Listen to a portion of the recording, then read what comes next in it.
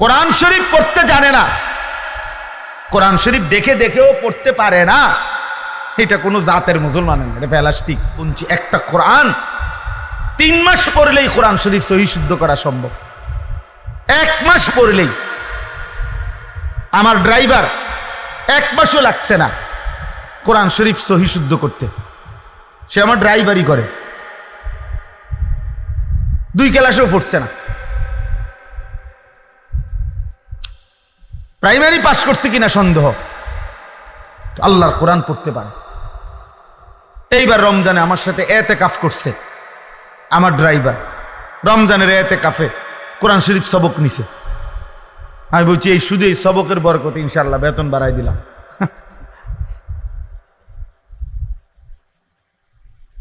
তা এই জন্য বললাম আল্লাহর কোরআন থেকে, অথচ আল্লাহ তাআলা কোরআনুল কারীমের মধ্যে বলছেন ওয়ালাকাদ ইয়াসসারনাল কোরআনা লিযিকর, আমি কোরআন সহজ করে দিয়েছি, সবার জন্য সহজ, শেখার জন্য, পড়ার জন্য, বুঝার জন্য।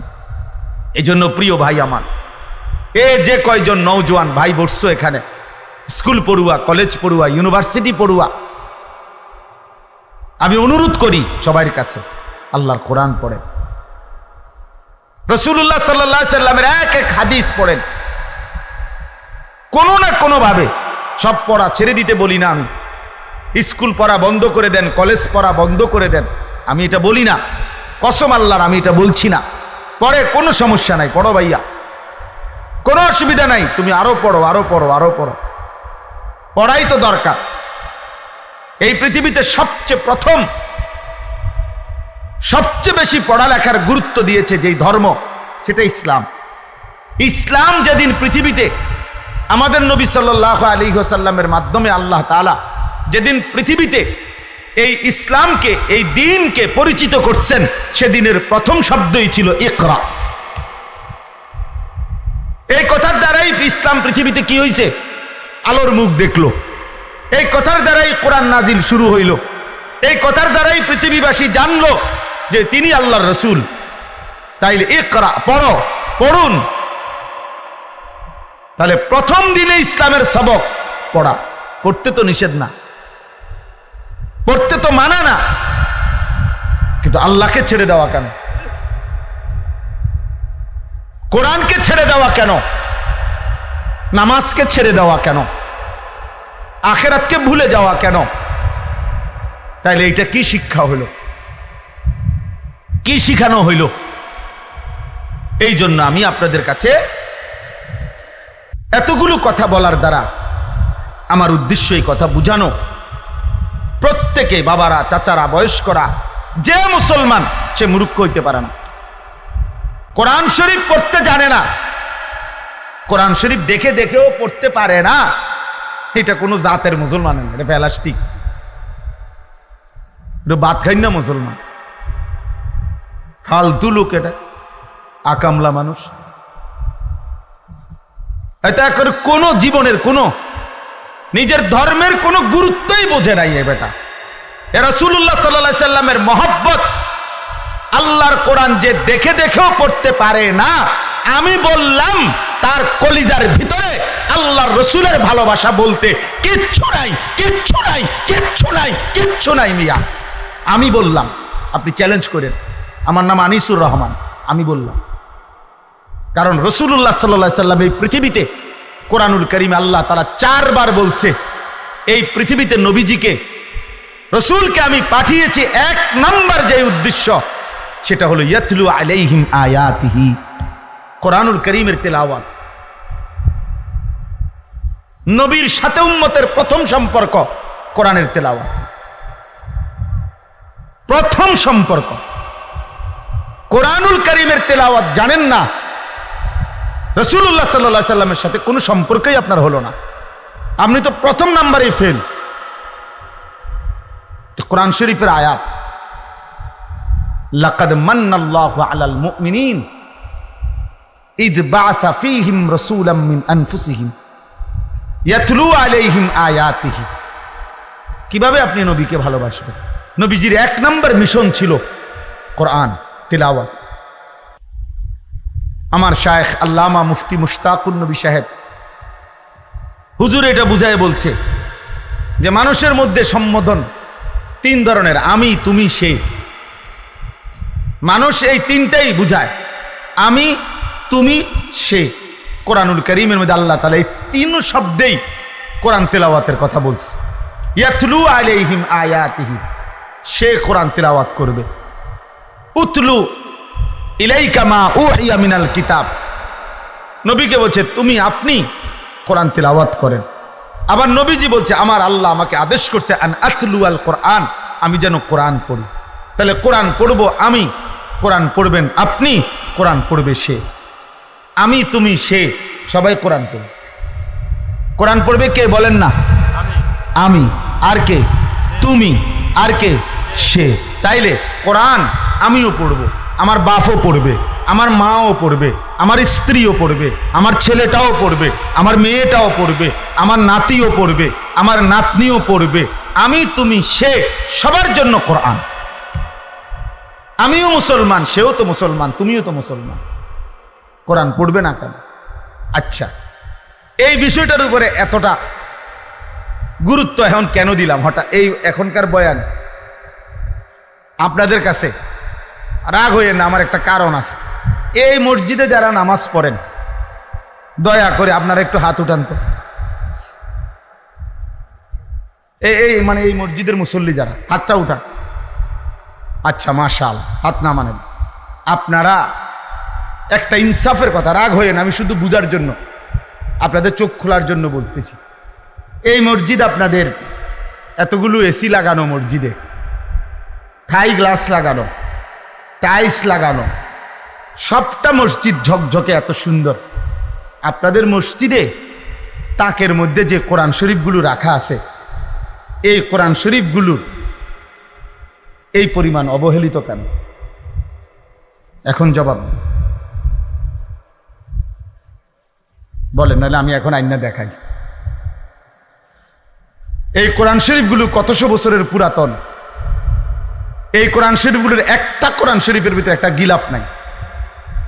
এই কোরআন শরীফগুলো কোনোদিন কেউ মনে ধরে ছুঁয়ো দেখে নাই। আল্লাহর কোরআন, পুরা মসজিদের সবকিছু এত সুন্দর। রবের কোরআনের প্রতি কারো কি দিলে আসলো না যে এই কোরআন শরীফগুলোর মধ্যে একটা গিলাফ লাগাই? কারো কি কলিজায় আসলো না যে কোরআন শরীফগুলো একটু সুন্দর করে ভাঁজ করে রাখি? কারো কি দিলে আসলো না যে কোরআন শরীফের সামনে দিয়ে একটা গ্লাস লাগাই? কেন এখানে গ্লাস, এখানে নাই কেন? বলেন চাচা, এখন বলেন। কারণ একটাই, কলিজার ভিতরে আল্লাহর কোরআনের প্রয়োজনীয়তা নাই। এটা শুধু বলে হুজুর আমনে না, আমি আগেই বলে নিছি, রাগ হইয়েন না। এটা আমার একটু, যেখানেই আমি দেখি আমি বলি, চোখে আঙ্গুল দিয়ে বললাম। এরকম হাজারো মসজিদ, লাখো মসজিদ যেখানে সবকিছু অত্যাধুনিক, আল্লাহর কোরআন অবহেলিত। এবং এমন বহু জায়গা আমি দেখছি যেখান দিয়ে কোরআন শরীফ রাখছে, ব্যাটারির বাক্স হেন দিয়ে থুইছে, মোমবাতি কোরআন শরীফ লাগে থুইছে, আগরবাতির বাক্স হেন দিয়ে থুইছে, মেজবাতি এনে রাখছে। মানে যত এই মসজিদের অপ্রয়োজনীয় জিনিসগুলো এখান দিয়ে থুইছে। বুঝেন না কথা? নাহলে কোরআন শরীফের লগে আগরবাতি রাখলেন কেন? কোরআন শরীফের লগে মেজবাতি রাখলেন কেন? কোরআন শরীফের লগে ব্যাটারি থুলেন কেন? আপনারা থুইছেন, আমি এটা কই না, মানে বুঝাইলাম। আইপিএস এর বাক্স এখানে থুইলেন কা? এখান এদিক দিয়ে কোরআন শরীফ দিয়ে আইপিএস এর বাক্স, আর জায়গা নাই মসজিদে। মূল কারণ হলো এটা তো কেউ ধরে না, এটা তো কারো দরকার লাগে না। আল্লাহ আমাদেরকে বুঝ দান করেন। আমার বাপ, রাগ হইয়েন না, ওই হুজুর দাওয়াত দিয়ে নেই বেজ্জুতি দিলে করলেন না, বেজ্জুতি না, বিবেক জাগাইতে চেষ্টা করলাম। আপনারা নিজ জিম্মাদারিতে এখানে যে আছেন এই মহল্লার, আমনে একজন ভাই এখন হিম্মত করেন, বলেন যে এখানে এই মসজিদের যতগুলো কোরআন শরীফ আছে, 50টা হোক আর 100টা হোক, আপনি গিলাফ লাগাই দিবেন যত টাকা লাগে। বলেন ইনশাআল্লাহ। আপনার নাম কি? হ্যাঁ, আমাদের জাকির হোসেন ভুঁইয়া ভাইয়া। ইনশাআল্লাহ এগুলো আপনি লাগাই দিবেন, এগুলো সব ঠিক আছে ইনশাআল্লাহ। হ্যাঁ, আল্লাহ কবুল করেন আপনি। হ্যাঁ, কোরআনুল করিমকে আজমত করেন। রাসূলুল্লাহ সাল্লাল্লাহু আলাইহি ওয়াসাল্লাম বলছেন, দোয়া করতেন, আল্লাহুম্মা জালিল কোরআন রবিআ কলবি, আয় মাওলা কোরআনুল করিমকে আপনি আমার হৃদয়ের বসন্ত বানিয়ে দেন, ওয়া নূরা সাদরি, আমার বুকের আলো বানিয়ে দেন, ওয়া জালাআ হুজনি, আমার সমস্ত দুঃখ বেদনা পেরেশানি দূরকারী আল্লাহর কোরআনকে বানিয়ে দেন, ওয়া যাহাবা হাম্মি, যাবতীয় অস্থিরতার দূরকারী কোরআনকে বানিয়ে দেন। কোরআনুল করিমের প্রতি মহব্বত জরুরি, কোরআনুল করিমের প্রতি আজমত বহুতই জরুরি, বহুতই জরুরি। এজন্য আজকে আপনাদের কাছে এক বয়ানে, এক ওয়াজে বসে পুরা ইসলাম বলা সম্ভব না। নবী সাল্লাল্লাহু আলাইহি ওয়াসাল্লামের 23 বছরের সব বলে দেওয়া একদিনে সম্ভব? কথা বলেন না। তাহলে আমি একটা বিষয় গুরুত্ব দিলাম, সেটা হলো এইখানে আজকে ঈদ পরবর্তী আলহামদুলিল্লাহ যে ভাইরা আছেন, অনেক নওজোয়ান ভাই, কিশোর ভাই, আমি তোমাদের কাছেও ভাইয়া বলি, অনুরোধ করি, আল্লাহর কোরআনকে পড়ো। কোনো না কোনো একটু সময় বাহির করলে এ পড়ার ফাঁকে ফাঁকে স্কুলে, কলেজে, ইউনিভার্সিটিতে, সব কিছুতে একটু ফাঁক করে সপ্তাহে একদিন হোক, 3 দিনে একদিন হোক, আধা ঘন্টা হোক, 10 মিনিট হোক, 50 মিনিট হোক, যেমনি সুযোগ হয়, বয়স্ক যারা আছেন আপনারাও মসজিদের ইমাম সাহেবের কাছে আল্লাহর কোরআন শিখেন, কোনো মাদ্রাসার উস্তাদের কাছে আল্লাহর কোরআন শিখেন, আলেমের সাথে সম্পর্ক করেন। আমাদের দেশে অনেক মুসলমান আমরা মসজিদের ইমামের সাথে আমাদের আন্তরিকতা কম, সালাম ফিরাইয়াই বের হয়ে গেছে, সালাম ফিরাইয়াই না ইমাম সাহেবের কাছে বসে। আমার খুলনার হজরত, বাংলাদেশের একজন শ্রেষ্ঠ বুজুর্গ, পাকিস্তান করাচির বিশ্ববিখ্যাত বুজুর্গ, কুতুবে আলম আরিফ বিল্লাহ হজরত মাওলানা শাহ হাকিম মোহাম্মদ আখতার রহমতুল্লাহ আলাইহির খলিফা হজরত মাওলানা মুফতি নুরুল আমিন সাহেব, অনেক বড় একজন আল্লাহওয়ালা, হজরত মাওলানা মুফতি নুরুল আমিন, উনারে আমরা খুলনার হজরত বলি। তো উনি একদিন বয়ানে বলছিলেন, যশোর এক মাহফিলে আমি হুজুরের সাথে ছিলাম। তো হুজুর বয়ানে বলতেছিলেন 30টা বছর ধরে, 20টা বছর ধরে, কথাটা খেয়াল করেন, 30 বছর ধরে, 20 বছর ধরে, 10 বছর ধরে আল্লাহর ঘর মসজিদে যে মানুষটা দিবানিশি 5 ওয়াক্ত নামাজের ইমামতি করছে, বিশ্বাস করেন আমি হুজুরের কথা, শায়েখের কথা বলতেছি, উনি বলছেন নিঃসন্দেহে এই ব্যক্তি, এই ইমাম আল্লাহওয়ালা, আল্লাহওয়ালা। তাকে কদর করা উচিত, তাকে ভালোবাসা উচিত, তাকে শ্রদ্ধা করা উচিত। হ্যাঁ, হঠাৎ করে আসা বক্তার কপালে জোটে 50,000 টাকা, কিন্তু ইমাম সাহেবের কপালে জোরে কেনা 200 টাকা। কেন? কারণ উনি যে ফরজ নামাজের ইমামতি করে, এই জন্য এটা অন্যায় হয়েছেও না। অথচ ফরজ নামাজের দাম বেশি না? কথা বলেন না কেন? তো ইমামের দাম বেশি। আল ইমাম ওয়ামিন, আল্লাহ নবী সাল্লাল্লাহু আলাইহি ওয়াসাল্লাম বলছেন, ইমাম পুরা মহল্লাবাসীর জিম্মাদার, তাদের ঈমান, আমল, আখলাক, আখিরাত সর্ববিষয়ের পাহারাদার। নবী সাল্লাল্লাহু আলাইহি ওয়াসাল্লাম আলাদা দোয়া করছেন, আল্লাহুম্মা আরশিদিল আইম্মা, আল্লাহ ইমামদেরকে আপনি হেদায়েতের রাস্তা, কল্যাণের রাস্তা আপনি দেখান। কারণ তার পিছনে মানুষ অনুসরণ করে, তাকে মানুষ অনুসরণ করে। এই জন্য মসজিদের ইমামের সাথে সম্পর্ক বাড়ান, আলেম দ্বীনের সাথে সম্পর্ক বাড়ান, একটা একটা মাসআলা শিখেন, একটা একটা শব্দ শিখেন, নিজের রুকুটা একজন আলেমকে দেখান যে হুজুর আমার রুকু হয় কিনা, আমার সেজদা হয় কিনা, আমার নামাজ হয় কিনা, আমার ওযু হয় কিনা, আপনি একবার দেখায় নেন। হ্যাঁ, বলে হুজুর ছোটবেলায় তো আমি মক্তবে শিখছি। ঠিক আছে বাবা, মক্তবে শিখলেও তো আজকে 40 বছর হয়ে গেছে, 50 বছর পরে আপনার বেখেয়ালে কোনো ভুল তো থাকতে পারে। এখন যদি শুধরায় নেয়, আখিরাত সুন্দর হয়ে গেল, কবরে গিয়া অনুভব করিলে সুন্দর করার তো আর সুযোগ হলো না। পরকালে গিয়ে তো আপনি বুঝবেন, কিন্তু সব লাভ হবেন। কোরআন শরীফে কথা স্পষ্ট আছে, প্রত্যেকটা নাফরমান হাসরের ময়দানে তার সমস্ত পাপের কথা মনে পড়বে।